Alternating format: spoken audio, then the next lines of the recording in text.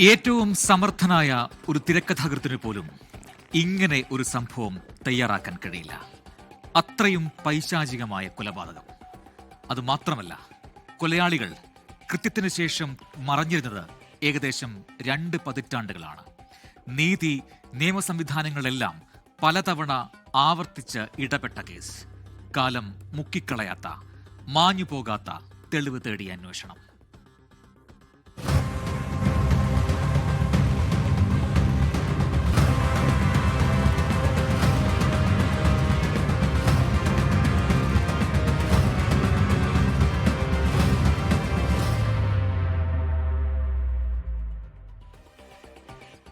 വിശ്വാസവഞ്ചനയുടെ, ചതിയുടെ crime പ്ലോട്ടാണ്. ഉറങ്ങാതിരുന്ന് നമ്മളെ കാക്കുന്നവരെന്ന് പറഞ്ഞു കേട്ടവരാണ് പ്രതിക്കൂട്ടിൽ. വൃദ്ധയായ ഒരു അമ്മയുടെ പോരാട്ടമാണ് ഈ സംഭവത്തിന്റെ പില്ലർ. അവിശ്വസനീയമായ അന്വേഷണ വഴികൾ. ഏറ്റവും ഒടുവിൽ ആർട്ടിഫിഷ്യൽ ഇന്റലിജൻസ് വരെ പരീക്ഷിച്ച ത്രില്ലിംഗ് ഇൻവെസ്റ്റിഗേഷൻ. തുടങ്ങാം കുറ്റവും ശിക്ഷയും.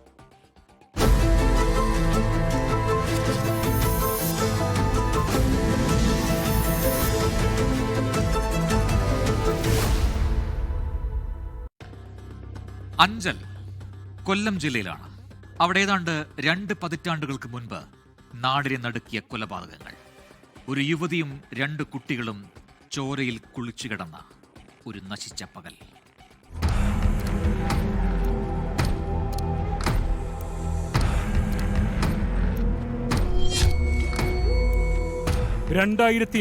ഫെബ്രുവരി 10 മലയാളികൾ ആ വാർത്ത കേട്ട് നടുങ്ങി.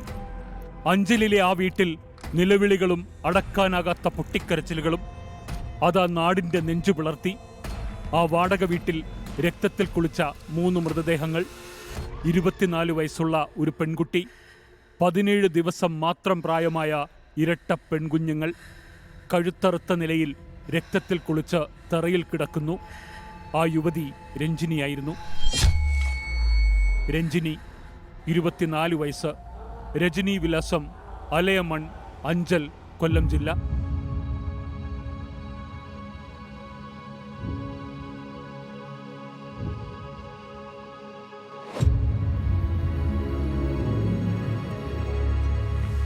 രഞ്ജിനിയുടെയും 2 പിഞ്ചു കുഞ്ഞുങ്ങളുടെയും കഴുത്തറുത്ത നിലയിലായിരുന്നു.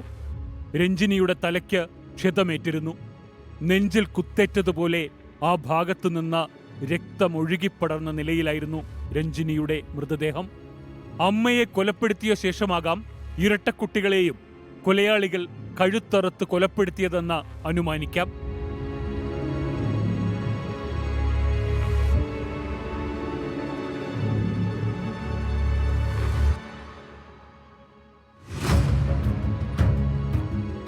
ആരാണ് രഞ്ജിനിയെയും ഈ കുട്ടികളെയും കൊലപ്പെടുത്തിയത്? രഞ്ജിനി പ്രസവിച്ചതും ഇങ്ങനെ 2 കുഞ്ഞുങ്ങളുണ്ടായതും ആ നാട്ടിലെ ബഹുഭൂരിപക്ഷത്തിനും അപ്പോഴാണ് മനസ്സിലായത്. ഇതെങ്ങനെ ഈ കുഞ്ഞുങ്ങൾ? കേരളത്തിലെ ഒരു മലയോര ഗ്രാമമാണ് അഞ്ചൽ. അതും 20 വർഷം മുമ്പ്. അവിവാഹിതയായ രഞ്ജിനി പ്രസവിച്ചതും ഇരട്ടക്കുഞ്ഞുങ്ങളുണ്ടായതും അറിയാവുന്നത് അടുത്ത ബന്ധുക്കൾക്ക് മാത്രം. എങ്കിൽ ആരാണ് ആ കുഞ്ഞുങ്ങളുടെ അച്ഛൻ? ഇങ്ങനെ ഇവരെ കൊല്ലാൻ ആരാണ് ആ വീട്ടിൽ പട്ടാപ്പകലെത്തിയത്? ചോദ്യങ്ങളും ആശങ്കയും ഭയവുമൊക്കെ ഉരുണ്ടുകൂടിയ ആ അന്തരീക്ഷത്തിലേക്കാണ് പോലീസ് എത്തുന്നത്.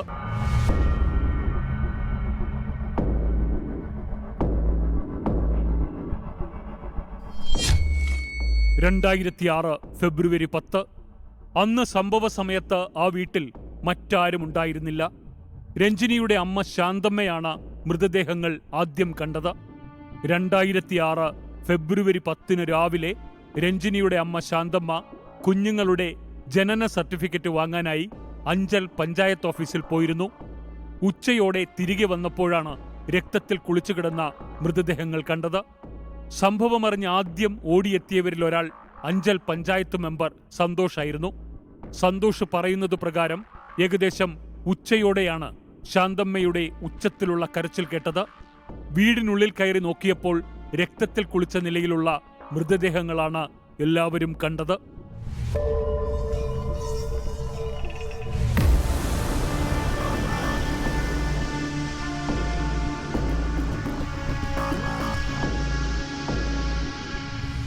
അമ്മ ശാന്തമ്മയിൽ നിന്ന് പോലീസ് തേടിയത് സംശയിക്കുന്നവരുടെ പേരുകളാണ്. അതിനോടകം തന്നെ നിയമക്കുരുക്കിലായിരുന്നു ആ 2 കുഞ്ഞുങ്ങളുടെയും ജനനവും അവരുടെ പിതൃത്വവും. അതിന്റെ നടപടികൾ തുടരുന്നതിനിടെയാണ് ഈ ദാരുണമായ സംഭവം നടന്നിരിക്കുന്നത്. ഒരു പേര് പോലീസിന് കൃത്യമായി ലഭിച്ചു കഴിഞ്ഞു: ദിവിൽ കുമാർ. അയൽക്കാരൻ, രഞ്ജിനിയുടെ കാമുകൻ, ഈ കുഞ്ഞുങ്ങളുടെ അച്ഛൻ. പക്ഷെ അയാൾ ആ പിതൃത്വം ഏറ്റെടുക്കാതെ ഒഴിഞ്ഞുമാറി. ഇതായിരുന്നു ആ ഫെബ്രുവരി 10 വരെയുള്ള കഥ.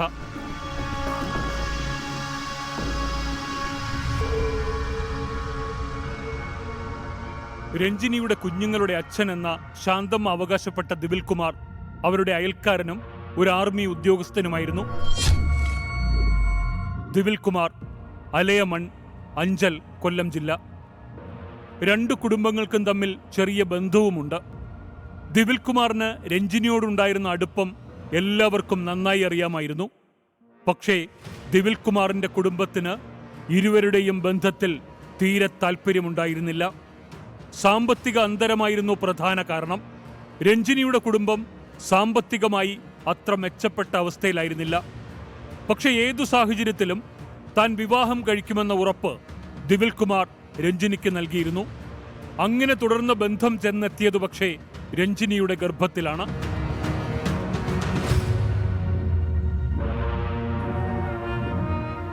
പോലീസിന് ആദ്യം അറിയേണ്ടിയിരുന്ന കാര്യവും അതുതന്നെ. ഗർഭിണിയായ രഞ്ജിനിയെ എന്തുകൊണ്ടാണ് അയാൾ വേണ്ടെന്ന് വെച്ചത്, തള്ളിപ്പറഞ്ഞത്? അയാളുടെ തനിനിറം തിരിച്ചറിയുന്നത് അപ്പോഴാണെന്നാണ് ആ അമ്മ പറയുന്നത്. ഗർഭത്തിന്റെ ഉത്തരവാദിത്വം ഏറ്റെടുക്കാനില്ല എന്നയാൾ നിലപാടെടുത്തു. വിവാഹം കഴിക്കാൻ കഴിയില്ല എന്ന് ദിവിൽ കുമാർ രഞ്ജിനിയോട് പച്ചയ്ക്ക് പറഞ്ഞു. മാത്രമല്ല, പത്താൻകോട്ടിലെ സൈനിക ക്യാമ്പിലേക്ക് അയാൾ മടങ്ങിപ്പോവുകയും ചെയ്തു.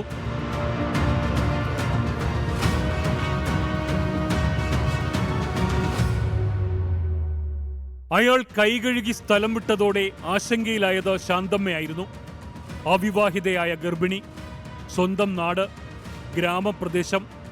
നാട്ടുകാരോട് എന്തു പറയും? എങ്ങനെ അവരുടെ മുഖത്ത് നോക്കും? അമ്മയുടെ ആദ്യ നിർദ്ദേശം അബോർഷൻ എന്നായിരുന്നു. അവർ രഞ്ജിനിയുടെ കാലു പിടിച്ചു. പക്ഷെ കുഞ്ഞിനെ പ്രസവിക്കും, അത് അയാളുടെ കുഞ്ഞാണെന്ന് തെളിയിക്കും. ആ വാശിയിലായിരുന്നു രഞ്ജിനി. മകളുടെ തീരുമാനത്തിനു മുന്നിൽ ആ അമ്മ മുട്ടുമടക്കി. പക്ഷെ ആ വീട്ടിൽ നിന്ന് മാറണം. വേഗം തന്നെ അവർ ഏറം എന്ന സ്ഥലത്ത് ഒരു വാടക വീടെടുത്തു മാറി. ആ വീട്ടിലായിരുന്നു ഈ സംഭവങ്ങൾ എല്ലാം നടന്നത്.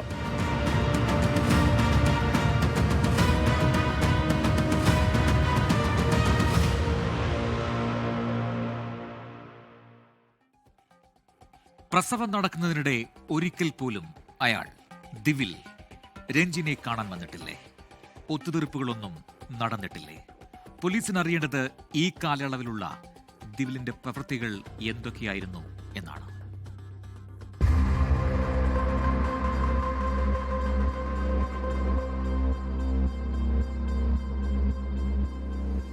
കൊലപാതകം നടന്ന ദിവസം ആ സ്ഥലത്ത് ദിവിൽ കുമാറിന്റെ സാന്നിധ്യം ഉണ്ടായിരുന്നില്ല. പോലീസ് ആദ്യം അന്വേഷിച്ചതും അതായിരുന്നു. അയാൾ ആ ദിവസം പത്താൻകോട്ട് സൈനിക ക്യാമ്പിൽ തിരികെ എത്തി റിപ്പോർട്ട് ചെയ്തിരുന്നു. അതായത്, കൊലപാതകത്തിൽ അയാൾക്ക് നേരിട്ട് പങ്കില്ല. അയാളല്ല കൊല ചെയ്തത്. അക്കാര്യം പോലീസ് ഉറപ്പിച്ചു. പിന്നെ ആര്? അയാളുമായി ബന്ധമുള്ള മറ്റാരെങ്കിലും ആ സംഭവത്തിന് പിന്നിലുണ്ടോ? അയാളുടെ അറിവോടെ ഒരാൾ.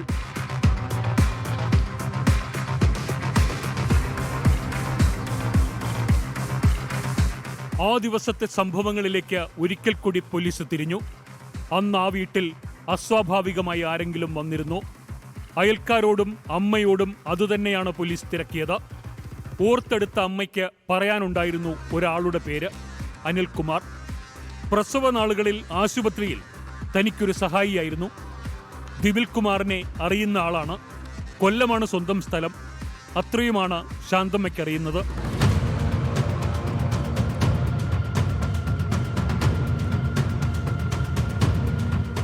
തിരുവനന്തപുരം SAT ആശുപത്രിയിലാണ് രഞ്ജിനിയെ അഡ്മിറ്റ് ചെയ്തത്.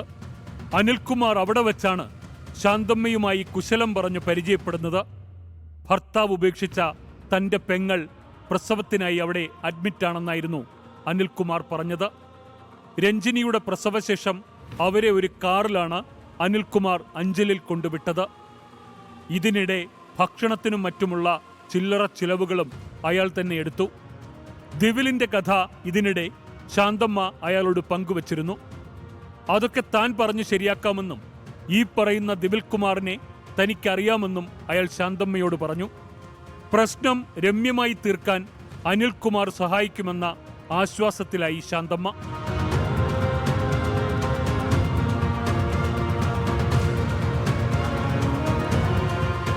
പിന്നീട് ഈ അനിൽകുമാർ ഇടയ്ക്കിടെ ആ വീട്ടിൽ വന്നുകൊണ്ടിരുന്നു. അന്നും അയാൾ അങ്ങനെ ആ വീട്ടിലെത്തി. അന്ന് ആ സംഭവം നടന്ന ദിവസം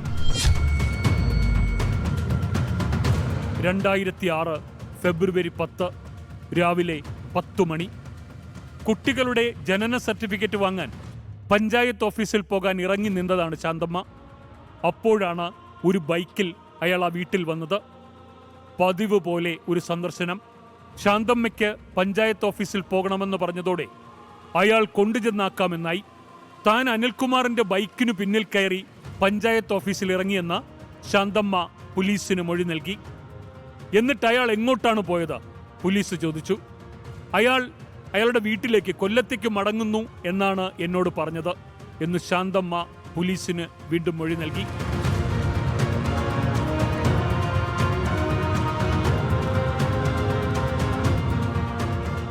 അനിൽകുമാർ, ആ പേരിന് പിന്നാലെ പോകണം. പോലീസ് ഉറപ്പിച്ചു. സംഭവം നടന്ന ആ വീട് ഒന്നുകൂടി അരിച്ചു പെറുക്കണം. ആ വീട്ടിൽ അന്ന് വന്നുപോയ ആൾ ഒരു തെളിവെങ്കിലും അവിടെ അവശേഷിപ്പിച്ചിരിക്കണം.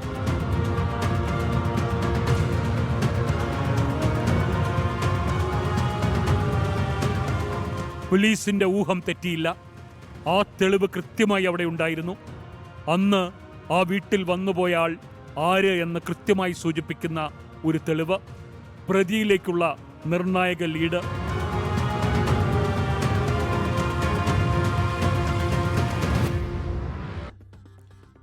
ഒരിക്കലും പ്രതീക്ഷിക്കാത്ത ഒരു ലീഡ്, ഒരു കവർ.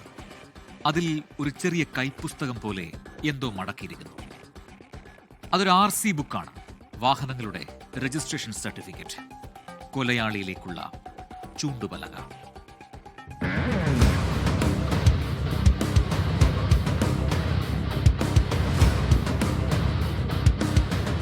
ബൈക്കിന്റെ RC ബുക്ക് ഉൾപ്പെടെയുള്ള രേഖകളാണ് ആ പ്ലാസ്റ്റിക് പൊതിയിലുണ്ടായിരുന്നത്.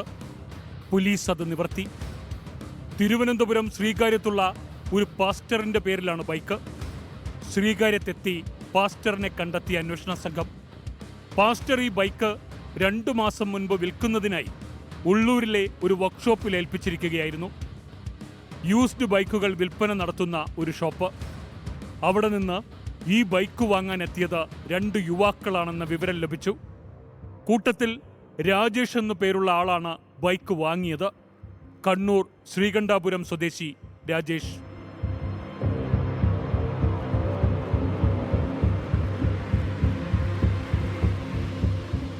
ആ വീട്ടിൽ നിന്ന് ലഭിച്ച കവറിൽ ഒരു ടയർ മാറ്റിയതിന്റെ രസീത് കൂടി ഉണ്ടായിരുന്നു. ആ കടയിലേക്ക് പോലീസ് എത്തി. ടയർ മാറ്റിയ ശേഷം അയാൾക്ക് കയ്യിൽ പണമില്ലായിരുന്നു എന്ന കാര്യം കടക്കാരൻ ഓർത്തു പറഞ്ഞു. അടുത്തുള്ള ഒരു ATM-ൽ നിന്നാണ് അയാൾ അന്ന് പണമെടുത്തത്. തീയതിയും ഏകദേശ സമയവും വെച്ച് നടത്തിയ അന്വേഷണത്തിൽ പക്ഷേ പോലീസിന് ലഭിച്ചത് അതേ പേരാണ്.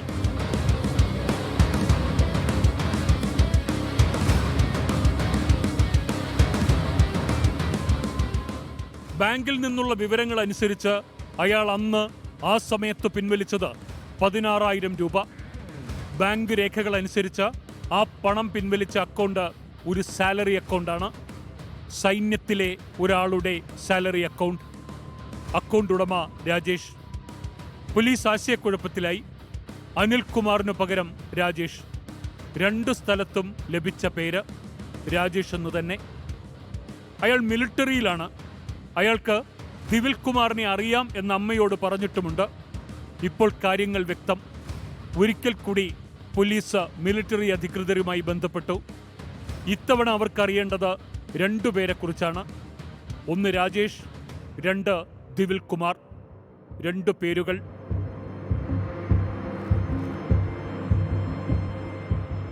പത്താൻകോട്ട് മിലിറ്ററി ബേസിൽ നിന്നും പോലീസിന് ചില വിവരങ്ങളെത്തി. രാജേഷ്, ദിവിൽ കുമാർ രണ്ടുപേരും അവിടെയുള്ള സൈനികരാണ്, സുഹൃത്തുക്കൾ. ഒരാൾ അവിടെ റിപ്പോർട്ട് ചെയ്തിട്ടുണ്ട്, ദിവിൽ കുമാർ. മറ്റേയാൾ രാജേഷ്. ആ ദിവസം കൊലപാതകം നടന്ന ആ ദിവസം അയാൾ നാട്ടിലായിരുന്നു. പോലീസിന് കാര്യങ്ങൾ ഒന്നുകൂടി ഉറപ്പിക്കാനായി.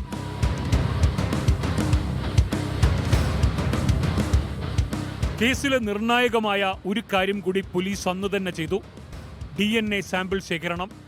കേസിന്റെ ഗൗരവം കണക്കിലെടുത്ത് ഭാവിയിൽ കുട്ടികളുടെ പിതൃത്വം തെളിയിക്കുന്നതിനായി അത് സുപ്രധാനമാണ്. പോസ്റ്റ്മോർട്ടം നടക്കുമ്പോൾ തന്നെ കുട്ടികളുടെ DNA സാമ്പിളുകൾ പോലീസ് ശേഖരിച്ചു. അത് തിരുവനന്തപുരത്തെ ലാബിൽ സുരക്ഷിതമായി സൂക്ഷിക്കുകയും ചെയ്തു.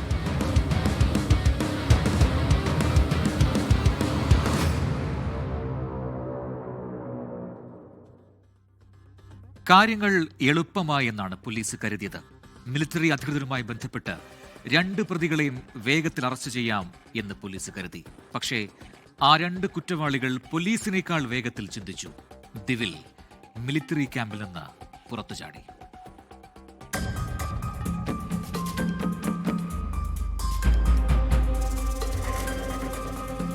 നിരന്തരമായ അന്വേഷണം നടത്തി പോലീസ് നിരാശയിലായി. മിലിറ്ററി ക്യാമ്പിൽ നിന്നും ചാടിയ ദിവിൽ കുമാറും അയാളുടെ സുഹൃത്ത് രാജേഷും ഒളിവിലായി. മിലിറ്ററി അന്വേഷണവും കാര്യമായി തന്നെ നടന്നു. 2006 മാർച്ച്. കൊലപാതകത്തിനു ശേഷം ഒളിവിൽ പോയ സൈനിക നടപടികളുടെ ഭാഗമായി ഇരുവരെയും, ദിവിൽ കുമാറിനെയും സുഹൃത്ത് രാജേഷിനെയും, സൈന്യം ഡെസേർട്ടേഴ്സായി പ്രഖ്യാപിച്ചു. ഭീരുക്കൾ എന്ന വ്യാഖ്യാനമാണ് പട്ടാളം ഇതിന് നൽകുന്നത്. പക്ഷെ അതുകൊണ്ട് പോലീസിന് വെറുതെ ഇരിക്കാനാകില്ല.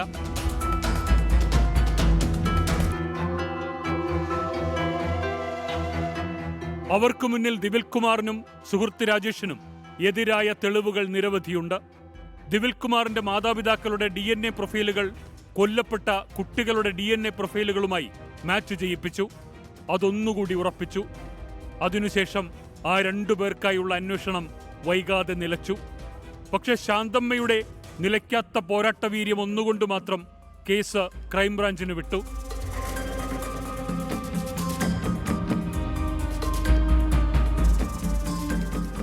ഡൽഹിയിലും നാസിക്കിലും പണം പിൻവലിച്ചു എന്ന സൂചന പിന്തുടർന്ന പോലീസ് അപ്പോഴും നിരാശയിലായി.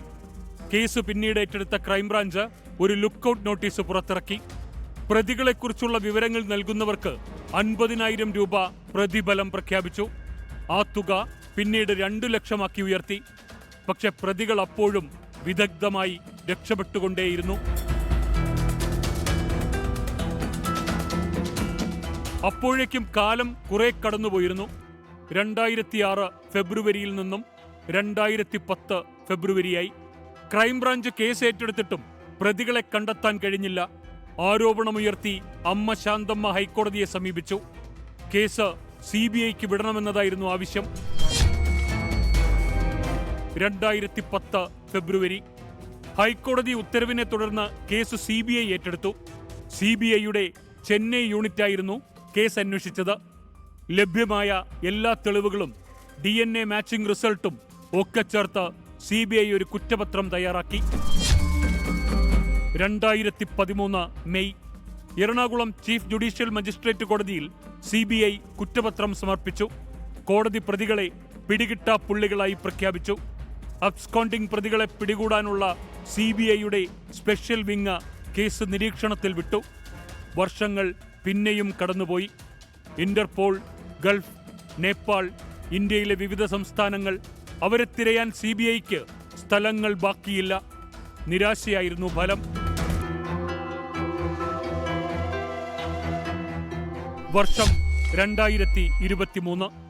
കേരള പോലീസിന്റെ ആർട്ടിഫിഷ്യൽ ഇന്റലിജൻസ് വിഭാഗം അവരുടെ പരീക്ഷണങ്ങൾ വ്യാപകമാക്കിയ നാളുകൾ. കാണാതായവർ, അപ്രത്യക്ഷരായ പ്രതികൾ, അവരുടെ ചിത്രങ്ങൾക്ക് കാലോചിതമായ പരിഷ്കാരങ്ങൾ വരുത്താൻ അവർ ഈ ആർട്ടിഫിഷ്യൽ ഇന്റലിജൻസിന്റെ ടൂളുകൾ ഉപയോഗിച്ചു. കൂട്ടത്തിൽ ആ 2 പേർ, ദിവിൽ കുമാർ, രാജേഷ്, അവരുടെ 19 വർഷത്തെ പ്രായം കൂട്ടിച്ചേർത്ത ചിത്രങ്ങൾ അങ്ങനെ തയ്യാറാക്കി. നേരത്തെയുള്ള ലുക്കൌട്ട് നോട്ടീസിൽ പുതിയ ചിത്രങ്ങൾ ചേർത്ത് പരിഷ്കരിച്ചു. ഫലം ഞെട്ടിക്കുന്നതായിരുന്നു.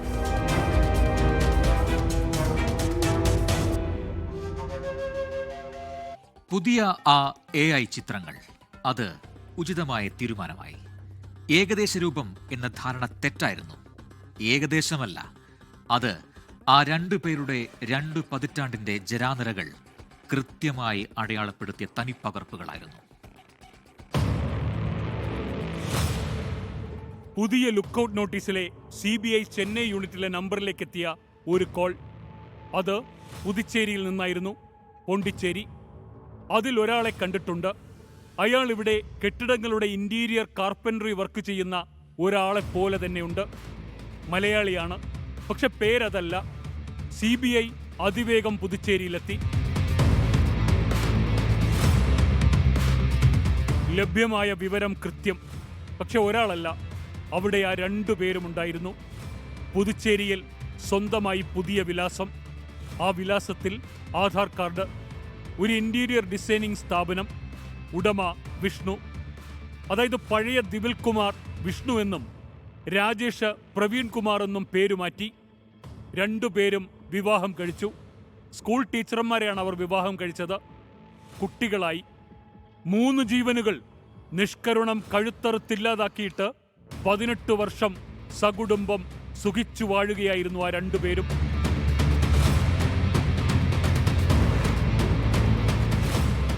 രാജേഷ് അന്ന് SAT ആശുപത്രിയിൽ നിന്ന് കാറ് പിടിച്ച് രഞ്ജിനിയെ വീട്ടിലെത്തിച്ചത് അവർ താമസമാക്കിയ പുതിയ വീട് കണ്ടെത്താനാണ്.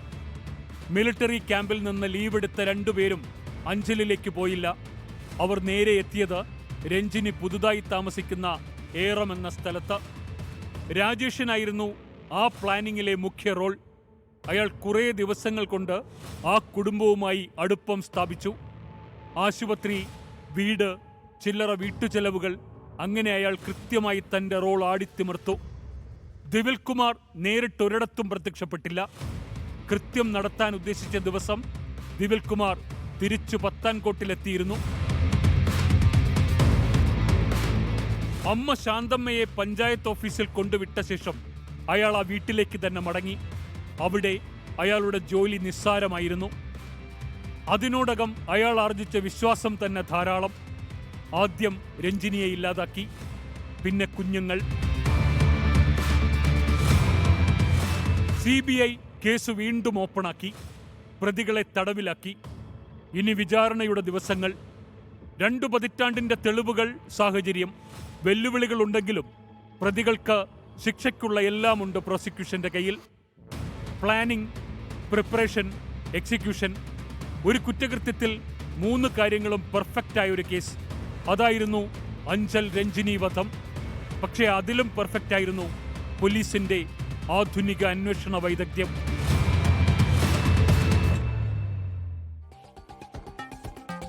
Sustained surveillance.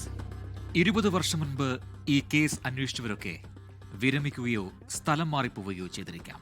പക്ഷെ എന്നിട്ടും വിടാതെ പിന്തുടർന്ന അന്വേഷണ സംവിധാനം സസ്റ്റൈൻഡ് സർവൈലൻസ്. പോലീസ് ഒരുക്കിയ ഇൻവെസ്റ്റിഗേറ്റീവ് ഡ്രാഗ്നെറ്റ്. ആ വലയത്തിൽ നിന്ന് പുറത്തു കിടക്കാൻ ഇരുവർക്കും കഴിഞ്ഞില്ല. സമാനതകളില്ലാത്ത ക്രൈം, ഹൈഡ്, ഇൻവെസ്റ്റിഗേഷൻ. ലോകത്തെവിടെയായാലും ഏത് സമയത്തും 24 വാർത്തകളും ഓഗ്മെന്റഡ് റിയാലിറ്റി പാക്കേജുകളും എക്സ്പ്ലെയിനറുകളും വിശദമായി കാണാൻ ഞങ്ങളുടെ YouTube ചാനൽ നിങ്ങൾക്ക് സബ്സ്ക്രൈബ് ചെയ്യാം.